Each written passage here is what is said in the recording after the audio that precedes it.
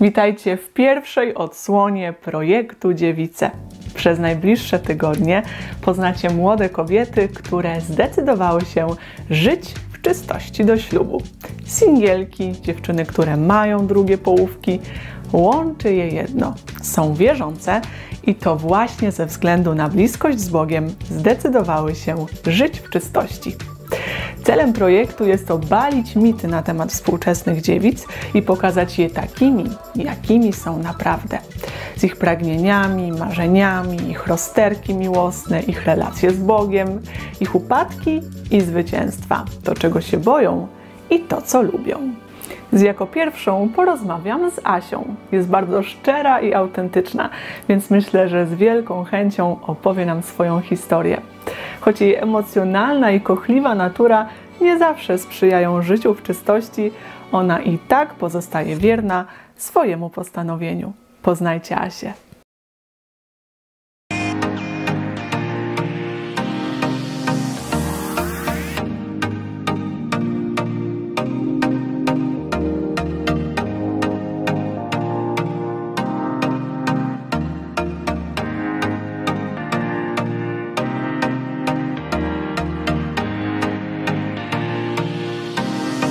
Witaj Asiu, bardzo mi miło Ciebie widzieć. Dziękuję Tobie, że odpowiedziałaś na moje zaproszenie i że jesteś tutaj razem z nami i że otwierasz zupełnie nowy projekt. Pierwszy taki i jedyny na wdzięcznym sercu projekt Dziewice. Bardzo mi miło, no i tym bardziej doceniam, że temat jest naprawdę nietypowy i bardzo ciekawy, więc miło mi, że jesteś. Otwieram projekt, czyli jestem na pierwszy ogień. Tak, idziesz na pierwszy ogień tytułem wstępu, więc będziesz dzisiaj. Okej, ja też się cieszę, że mogę tu być, bo tak, temat jest nietypowy. Ja mam często wrażenie, że o ile temat seksu już przestaje być tematem tabu, to temat czystości, dziewictwa jest nim na pewno i jest nim nadal. No. Rzeczywiście, rzadko się gdzieś o tym słyszy, raczej temat gdzieś krąży w ukryciu tylko między osobami, które wiedzą o co chodzi i myślę, że też tak jak teraz osoby nas oglądają, są też wśród nich tacy, którzy nie za bardzo nawet wiedzą, o czym konkretnie będziemy tutaj mówiły, tak. Więc myślę, że dobrym pytaniem właśnie na ten pierwszy ogień będzie to, co w ogóle dla Ciebie oznacza życie w czystości. Życie w czystości dla mnie na pewno oznacza życie w poczuciu tego, że zostałam obdarowana. To na pewno.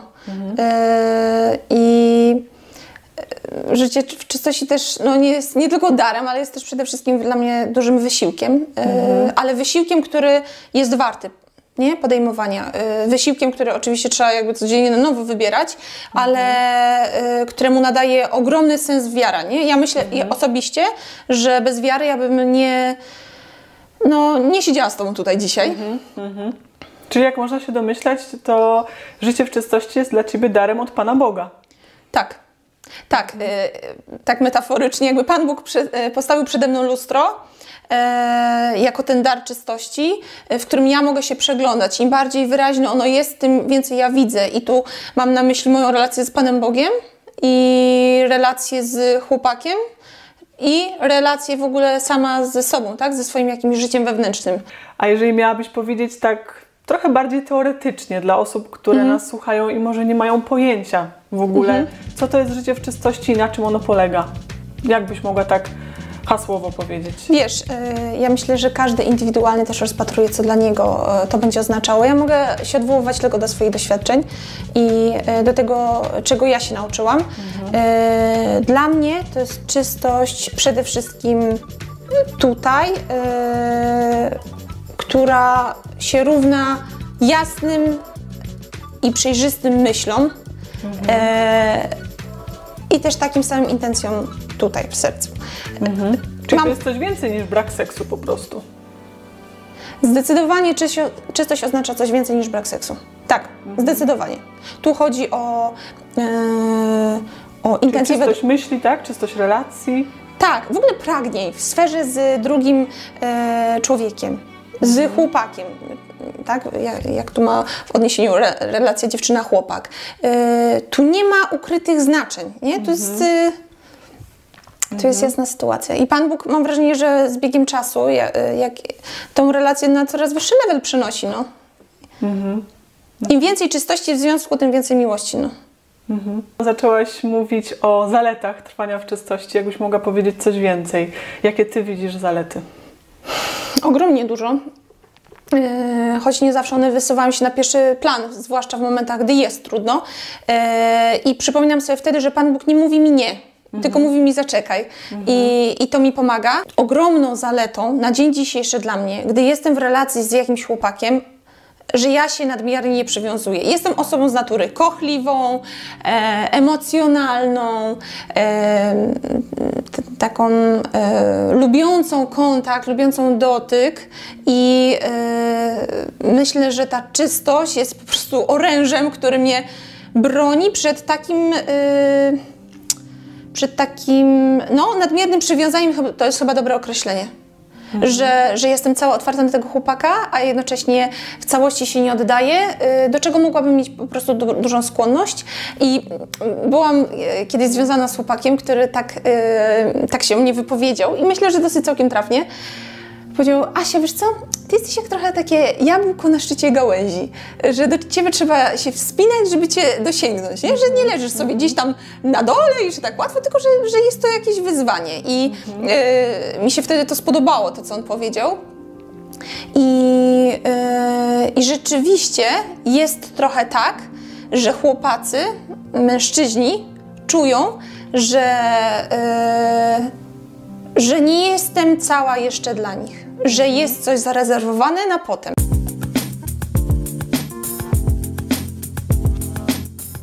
I mówisz o tym, że trwasz teraz w czystości.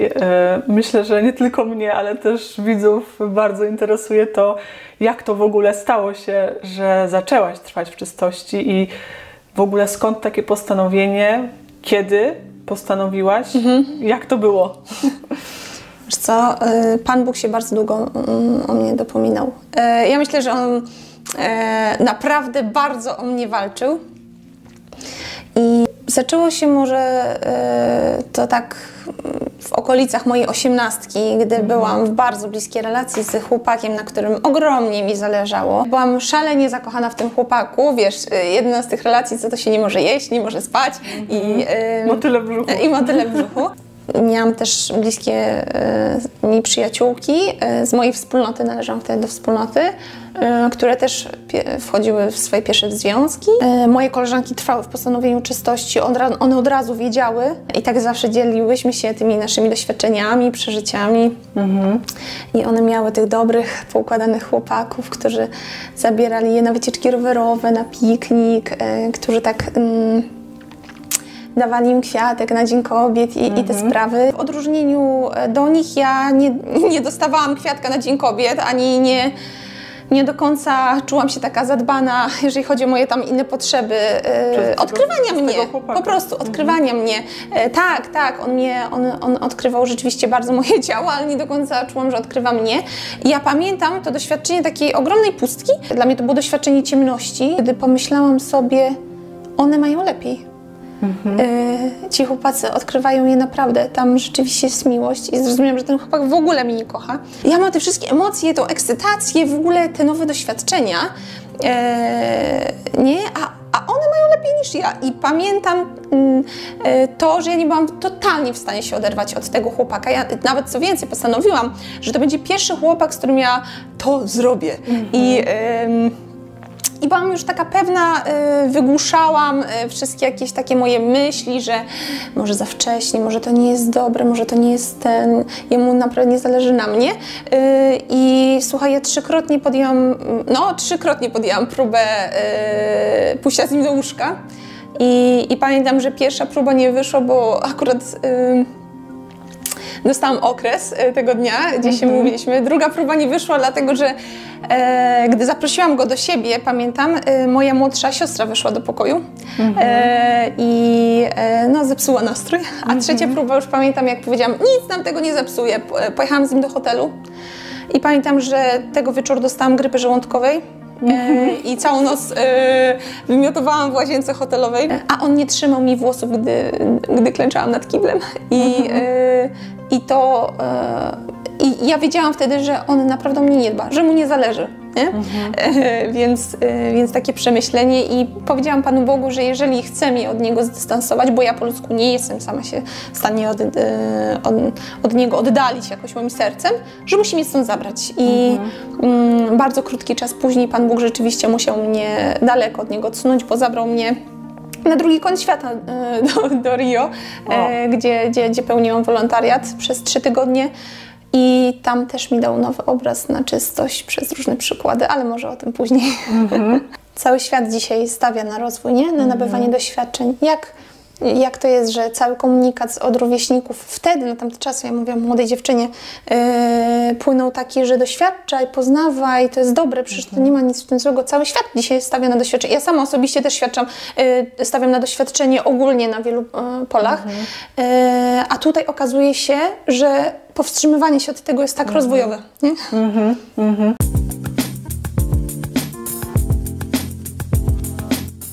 Czyli było tak, że potrzebowałaś czasu do tego, żeby rzeczywiście dojrzeć do tego życia w czystości, żeby to stało się Twoim postanowieniem.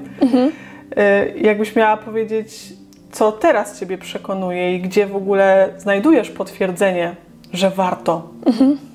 Powiem trochę, nie wiem, czy nie odpowiem Ci naokoło, ale mam nadzieję, że dojdę do puenty i że będzie ona zrozumiała dla wszystkich. Pan Bóg, żeby mi pokazać tą wartość czystości, On mi musiał najpierw pokazać wartość moją. Tak? Że moja czystość jest wartością. I jak ja nie znam tego, co ja jestem warta jako kobieta, jako chrześcijanka, to dla mnie też czystość moja, jak w takim pojęciu i duchowym, tak? I w relacji, i jako... To w ogóle dla mnie nie będzie to znaczące, ja nie będę rozumiała, o co chodzi. I Pan Bóg mnie w swoim słowie nauczył, tak, własnej wartości. Jak rozeznawałam, jak poznawałam Boga i zobaczyłam, że już na samym początku w Księdze Rodzaju Pan Bóg, gdy stwarza świat, nazywa, nie? To są gwiazdy, to jest ziemia, to jest ląd, to jest woda, to są zwierzęta, to są ptaki i nazywa to i koniec końców potwierdza, że to wszystko było dobre. I trochę to samo robił ze mną. Mówi mi, to są Twoje pragnienia dobre, nie? Chcesz mieć porządny związek, chcesz być kochana, nie? Potrzebujesz docenienia, chcesz dawać miłość, chcesz się dzielić, chcesz nauczyć się rozmawiać o uczuciach, chcesz umieć wyrażać to, co czujesz, chcesz to... Nazywał i pokazywał mi, że to też jest wszystko dobre. Myślę, że tu też można dodać właśnie, że skoro nasza kobiecość jest dobra, to też ta seksualność jest dobra, prawda? Jak tak mówisz właśnie o tym, że to wszystko jest dobre, to co się w Tobie dzieje, to jakie masz emocje w sobie, to też tak sobie pomyślałam o Twojej seksualności, nie? Że ona też jest dobra. Tak, dla jest Pana i Boga. naturalna, i dobra.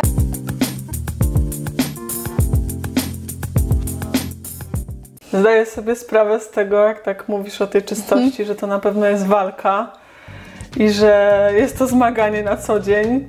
Więc jestem ciekawa, co jest Twoją motywacją, bo jak tak coachingowo patrząc, to zawsze łatwiej jest zmagać się z jakimś trudem, kiedy masz przed oczami coś, co Ciebie jak taka przynęta zachęca, żeby iść dalej. To jest Twoją motywacją i przynętą. Tak, mam kilka przynęt. Jedną z nich na pewno jest pamiętanie o tym, czego ja naprawdę chcę. Czego chcesz? Ja od dzieciństwa założyłam, że przeżyję swoje życie szczęśliwie. I jak teraz jestem na etapie, że jestem singielką, to chcę być zadowoloną i spełnioną singielką. Gdy będę dobrą żoną, chcę naprawdę być dobrą żoną. I chcę dołączyć do czyjegoś wartościowego życia i do takiego samego życia wartościowego zaprosić kogoś i naprawdę przeżywać z kimś życie dobrze.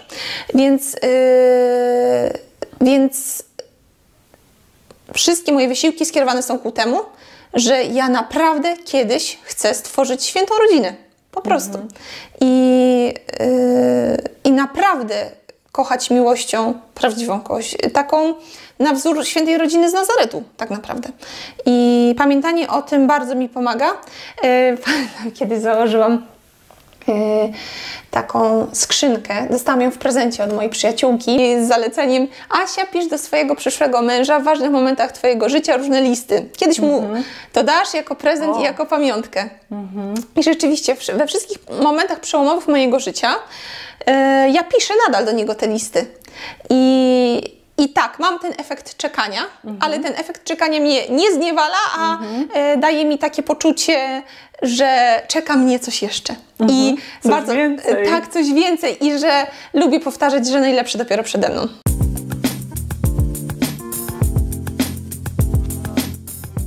Myślę, że wiele osób, jak teraz Ciebie słuchają, zastanawia się nad tym, jak wyglądają relacje damsko-męskie takiej dziewczyny jak Ty.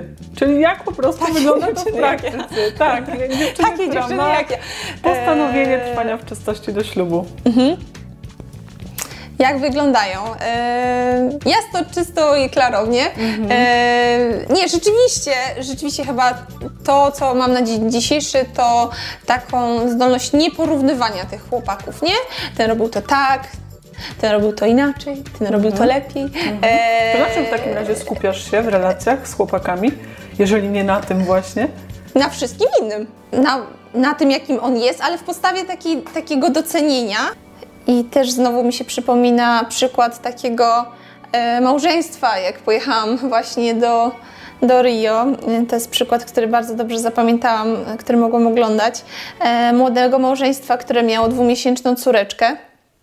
Pamiętam, że oni mieszkali w takich typowych, no, potocznie mówiąc, slumsach bardzo biednej dzielnicy i nie mieli dostępu do ciepłej wody. Pamiętam, że to było małżeństwo, które mówiło jasno, że oni trwali w czystości do ślubu. Ten chłopak, mąż, jak wychodził zawsze z ich domku, on błogosławił tą żonę na czole znakiem krzyża. I ja pamiętam, raz czy dwa to widziałam, że on ją tak namiętnie całował, jak wychodził do pracy, żeby się rozstać z nią na pół dnia, i on ją tak ładnie całował. I pomyślałam sobie: matko, jak oni się doceniają, nie? Że w tych małych gestach się udoskonalają. Więc pytając mnie o to, jak wyglądają takie relacje na co dzień, to rzeczywiście, gdy nie ma tego seksu, nie ma współżycia, jest skoncentrowanie na wszystkim innym, że to jest takie... Docenianie małych rzeczy. Tak. Bo to musi wystarczyć na ten czas, na tej zasadzie. Więc warto się w tym wyszkalać.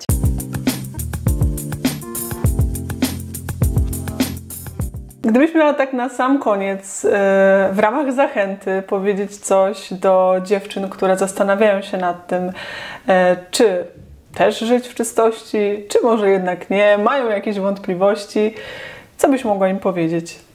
Kilka rzeczy. Najważniejsze jest powołanie do miłości. Cała reszta to jest tylko hobby. Po drugie, jeżeli jesteś w takiej sytuacji, nie wiem, czy słuchasz mnie, dziewczyno, która jesteś długo już sama i się zmagasz z poczuciem samotności, czy jesteś dziewczyną, która jest długo w związku i ma trudność z czekaniem, czy jesteś dziewczyną, która jeszcze jest przed jakimkolwiek związkiem, czy jesteś dziewczyną w związku szczęśliwym i myślisz o rozpoczęciu współżycia, to chcę Ci powiedzieć, że naprawdę Twoja historia jest święta i że Bóg Cię bardzo mocno prowadzi i wsłucha się w to, czego On chce dla Twojego związku. Niech pragnienie czystości nie będzie podyktowane strachem. To w takim razie czym warto, żeby było podyktowane? Od czego te dziewczyny mogłyby zacząć, żeby rzeczywiście powoli gdzieś wchodzić na tą drogę czystości? Buduj swoją wartość na Bogu. Poznawaj, ile jesteś warta, odkrywaj. Łatwo jest mi mówić, to jest długi proces, ale poznawaj to, odkrywaj. Pytaj. Nawet nabieraj wątpliwości. I spróbuj je rozparcelować. Kiedyś usłyszałam bardzo fajne porównanie. Życie do półki z książkami. Jest półka jako baza, jako fundament, na której stoją różne książki oznaczające wszystkie sfery życia, ważne sfery życia. Związki, sferę zdrowotną, sferę zainteresowań, różnych hobby, rodziny, tak, wszystko to, co się składa na nasze życie. Pytanie, co jest półką, bo jeżeli półką jest chłopak, to rzeczywiście w momencie, gdy ona się wali, to wszystko leci, wszystko spada. Tak, jeżeli półką jest Bóg, to nawet gdy wypadnie jedna książka, cała reszta się trzyma. I warto to odkrywać, na pewno. No to rozgadałyśmy się niesamowicie, masz myślę naprawdę wiele do powiedzenia. Widzę wdzięcznego serca. Myślę, że nie jedna osoba skorzystała na tym, co mówiłaś. Dziękuję Ci bardzo, Asiu, że zdecydowałaś się wziąć udział w tym projekcie, że jesteś dzisiaj tutaj razem z nami. Bardzo miło mi było Ciebie słuchać. Twoje świadectwo jest naprawdę ubogacające. Myślę, że jeszcze bardziej może to świadectwo przybliżyć nas do Pana Boga, bo ja przynajmniej słuchając Ciebie widziałam Go jako tego, który naprawdę się o nas troszczy i zabiega o każdy moment naszego życia, więc dziękuję Ci bardzo za tą historię. Ja też dziękuję, bo wiesz co, czasami jest tak, że jak się opowiada, to samemu trzeba usłyszeć swoje własne świadectwo i się przekonać, z jak wielką delikatnością Pan Bóg się ze mną obchodzi. Ja się tak stresuję. Tutaj mój mózg nawet nie wiesz, jak teraz tu ciężko pracuje. Dobra, czekaj. Jeszcze raz, od początku. Panie Boże. Witaj, Asiu, bardzo mi miło Ciebie widzieć.